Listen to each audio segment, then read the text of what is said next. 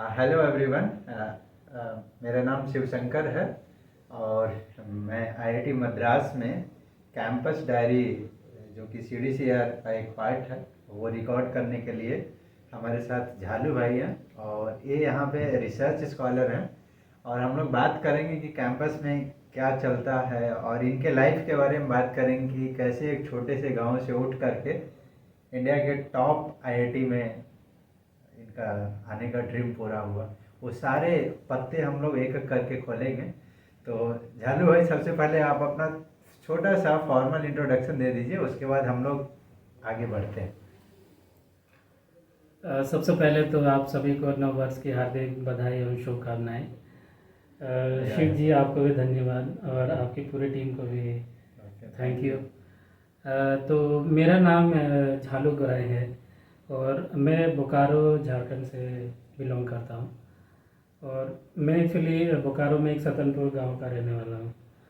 तो मेरी स्कूलिंग सतनपुर गांव में ही स्थित मध्य विद्यालय और उच्च विद्यालय में पूरी हुई है। और उसके बाद फिर मैं गांव से शहर में गया, मतलब इंटरमीडिएट के लिए। और वो इंटरमीडिएट मतलब 2009 में पूरा किया। और फिर एक्चुअली मैं हायर स्टडीज़ में जाना चाहता था। तो मैंने फिर मैं वहाँ से पंजाब गया इंजीनियरिंग करने के लिए। और फिर इंजीनियरिंग बिकॉज मुझे पढ़ाई में बहुत रुचि रहा है बचपन से ही। और पढ़ाने में भी बहुत ज़्यादा इंटरेस्ट रहा है। सो 2013 के बाद जब मैंने इंजीनियरिंग पूरा कर लिया तो 2013 में मैंने कॉलेज ज्वाइन किया। I was actually I got an offer, I was not interviewed for that, they called me and offered me a job. So I वहाँ पे मैंने 2 साल पढ़ा है फिर। और फिर मैं सोचा कि पढ़ा ही रहा हूँ तो फिर क्यों ना ऐसा कि अच्छा मैंने और आगे पढ़े, तो जैसे कि मास्टर्स कर लें या पीएचडी कर लें। तो फिर मैंने तैयारी शुरू की और एक जो ड्रीम था आईआईटी में आने का वो फिर से मतलब एक होता है कि आप जेई के बाद कर सकते हैं और एक तो आप इंजीनियरिंग के बाद भी आप गेट दे के आईआईटी में आ सकते हैं। तो मैंने वो ऑप्शन को यूज़ किया। फिर मैं 2015 में 2 साल वहाँ पढ़ाया। फिर 2015 में आईआईटी मद्रास में as MS scholar mechanical department में ज्वाइन किया। So that's all. And okay, बहुत अच्छा आपका इंट्रोडक्शन था। तो आप आईआईटी में आ गए, आप जब वापस उस गांव में जाते हो तो उन गांव के वाले को बताते हो कि मैं आईआईटी में हूँ, क्या उनका रिएक्शन रहता है? वो लोग समझते हैं आईआईटी या फिर? हाँ, एक्चुअली मैं शुरू में जब मैं इंजीनियरिंग कर लिया था तो लोगों को पता चल गया था कि मैं इंजीनियर हूँ। और हाँ, लेकिन एक्चुअली मैं अभी भी कह सकता हूँ कि गांव में आईआईटी तो पता है, आईआईटी का एग्ज़ाम होता है ये लोगों को पता है। कोई बड़ा पर है? आईआईटी कहाँ कहाँ पर है ये लोगों को ज़्यादा मालूम नहीं है ना। तो फिर बाद में जब मैं गांव पे गया तो फिर लोगों पूछे कि आप कहाँ कौन सा आईआईटी में पढ़ते हैं, तो मैंने बताया कि आईआईटी मद्रास में।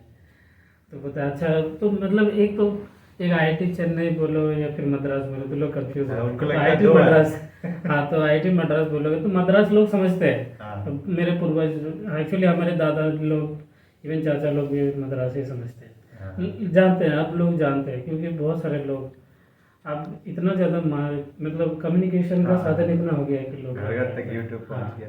नहीं, मैंने इसलिए पूछा क्योंकि मुझे याद है 2009 में मैं भी जेई का तैयारी कर रहा था, 10 में मैं लिखा हूँ। तो उस समय क्या हुआ था, हम लोग को पूरा कोचिंग का ग्रुप को बिहार के शिक्षा मंत्री रिप्रेजेंट करने आए थे।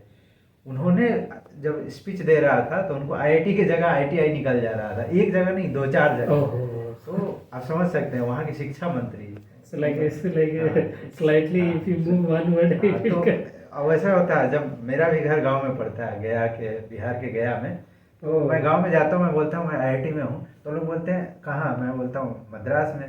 तो बोलते हैं उतना दूर जाने की जरूरत क्या, गया में तो आईटीआई है ही है। ओह। तो मैं Oh my सोचता God. हूँ फिर मुझे पता चलता है अच्छा, फिर मैं बोलता हूँ अच्छा, तो गया में नहीं हो पाया ना इसलिए उधर गया। हाँ, तो वो लोगों को लगता है कि गांव सामने हो जाता तो और अच्छा होता है ना, बगल में। दूर में रहेगा लड़का तो। हाँ, लेकिन शहर के लोग बड़ा अच्छे से समझते हैं, पटना उटना हाँ, में लोग बड़ा वो तो इज्जत है। करते हैं। एक्चुअली मेरा गांव भी मतलब शहर से काफ़ी नज़दीक है, लगभग 3 किलोमीटर है, 3-3.5 किलोमीटर।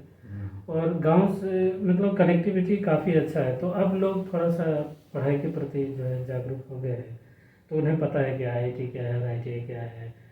आईआईटी में पढ़ने से क्या होता है ना। अच्छा, ये एक चीज़ बड़ा इंटरेस्टिंग क्वेश्चन है जो कि मेरे मन में उस समय भी था।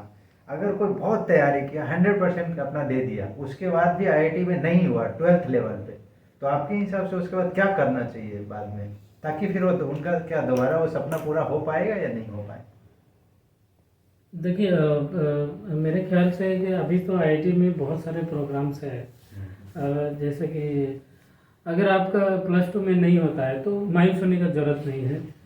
आप अगर चाहते हैं फिर भी कि आप आईआईटी में आना चाहें तो है रास्ते। एक्चुअली में पहला तो है कि आप दोबारा ट्राई कर सकते हैं अगर आपका प्रिपरेशन बहुत अच्छा लेवल तक है। somehow you couldn't make it, then you can give another chance. That is the first. Second है कि अगर आप उसके बाद भी अगर नहीं होता है तो आप एक तो है कि आप एमएससी कर सकते हैं।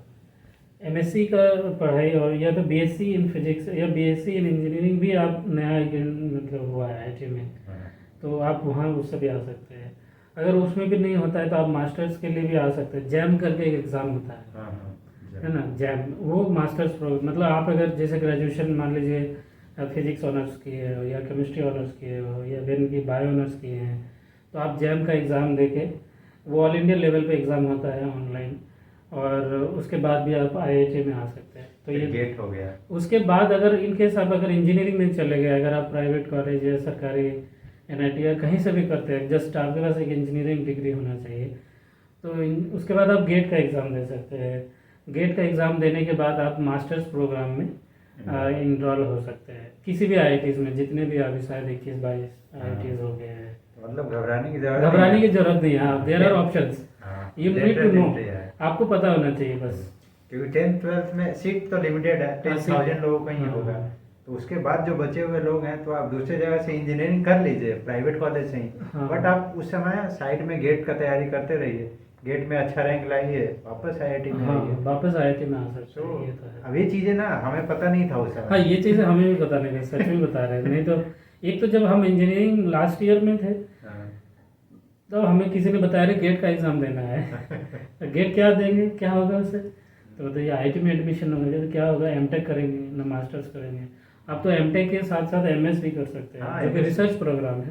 अब बहुत लोगों को नहीं पता होता है। बहुत लोगों को एमएस प्रोग्राम के बारे में पता भी नहीं है। हमको लग रहा है कि both are actually interesting program, लेकिन एमएस आपको एक एक्स्ट्रा एज देता है रिसर्च का, तो आप थोड़ा सा डिफरेंशिएट करके बताइए, तो एमटेक और एमएस में क्या डिफरेंस है? देखिए एमटेक तो जो है वो एक आपका कोर्स ओरिएंटेड प्रोग्राम है, मतलब 2 साल का है, और पहले भी 2 साल का था, अभी भी 2 साल का है। और जो एमएस प्रोग्राम है वो आपका रिसर्च प्रोग्राम है। वो कोर्स मतलब उसमें क्या है कि आपको रिसर्च करना होता है, not big but small extent में। और उसमें क्या है कि आपके कोर्स फिक्स नहीं होते हैं।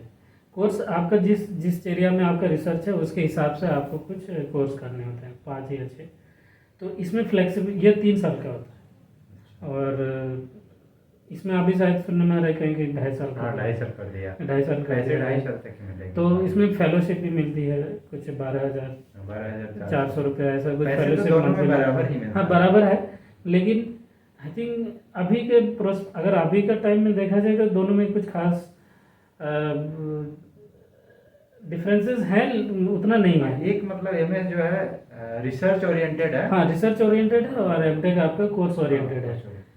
हाँ दोनों में यही है बस खास जो है। बाकी अगर आप प्लेसमेंट वाइज देखो तो एमटेक में जो एलिजिबल है वो एमएस भी एलिजिबल है, तो इसमें कोई है नहीं प्रॉब्लम, डिफरेंस कुछ भी नहीं है। अभी क्या हुआ, बड़ा इंटरेस्टिंग चीज़ हुआ। एक हमारा जूनियर है, उसको पता नहीं था एमएस, वो एमएस में एडमिशन लिया। फिर वो अपना घर पे फ़ोन करके बता रहा है कि कौन सा कोर्स में लिया एडमिशन। तो एमटेक तो कर नहीं रहा था, तो एमएस कर रहा था। तो वो बोल रहा है कि हम रिसर्च में एमटेक कर रहे हैं। ये भी सही आइडिया, मतलब बोलने का एक तरीका है कि रिसर्च में एमटेक कर रहे हैं। कैसे समझाए कॉमन आदमी को, सही वो डायरेक्टली बोलते हैं हम रिसर्च में एमटेक कर रहे हैं। बोले सही है। तो अगर आप सिंपल भाषा में समझते हैं तो एमएस जो है एक रिसर्च ओरिएंटेड प्रोग्राम है, उसमें आपको 2-3-4 कोर्सेज करना होता है, उसके बाद आपको मतलब वो कोर्स जो आप जिसमें आप रिसर्च करना चाहते हैं। जबकि एमटेक में ऐसा नहीं है, आपको सारे उसमें एक प्रोजेक्ट करना रहता है, एक प्रोजेक्ट करना, फाइनल ईयर एक प्रोजेक्ट होता है। बट आई थिंक प्रोजेक्ट से ज़्यादा वेटेज होता है इसमें जो रिसर्च आप करते इसमें हैं। ज़्यादा और ये अगर आप पीएचडी कर रहे हो तो एमएस मतलब काफ़ी हेल्पफुल होता है। और दूसरा बात है कि फॉरेन में भी इसका बहुत स्कोप है, इवन के एमटेक इक्वल आई थिंक, ऐसा मतलब कहना बड़ा टफ है। सही है, सही है।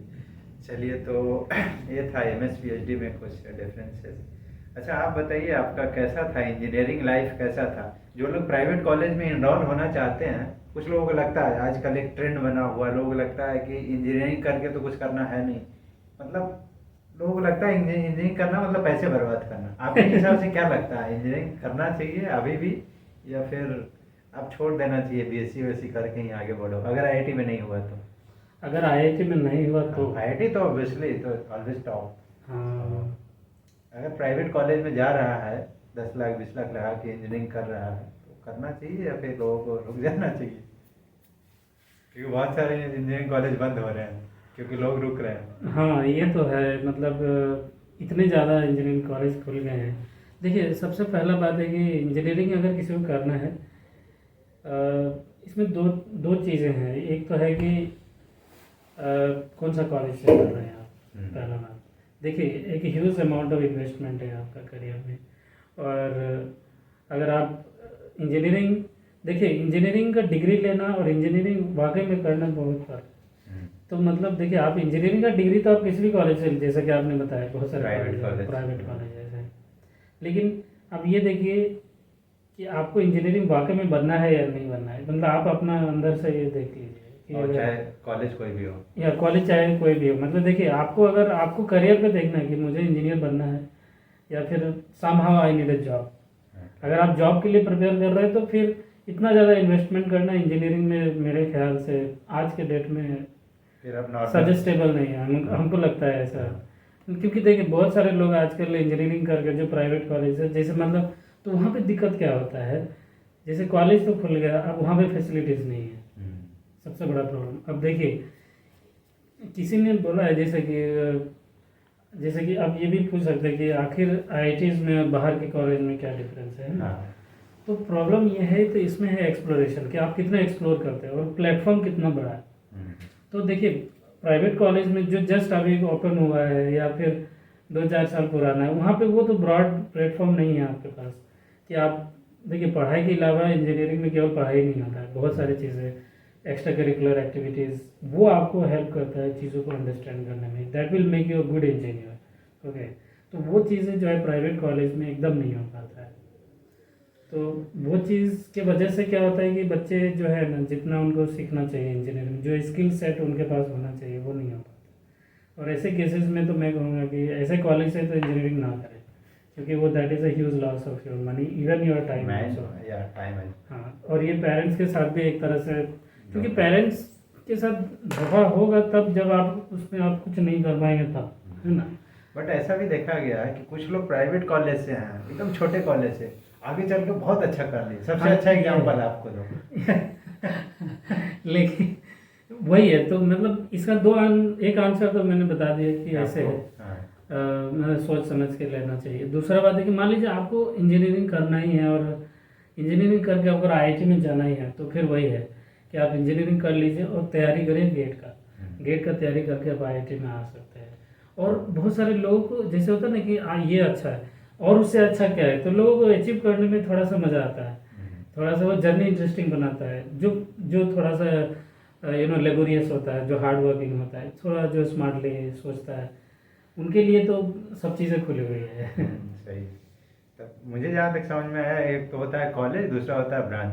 अगर आप प्राइवेट कॉलेज में भी हैं, ब्रांच आपको अच्छा मिल गया, मैकेनिकल, इलेक्ट्रिकल, सीएस, तो आप भिड़े रहिए, एक ना एक दिन आपको अच्छी चीज़ें मिल जाए। हाँ बिल्कुल, there are quite a good college, private college बहुत सारे अच्छे हैं इंडिया में।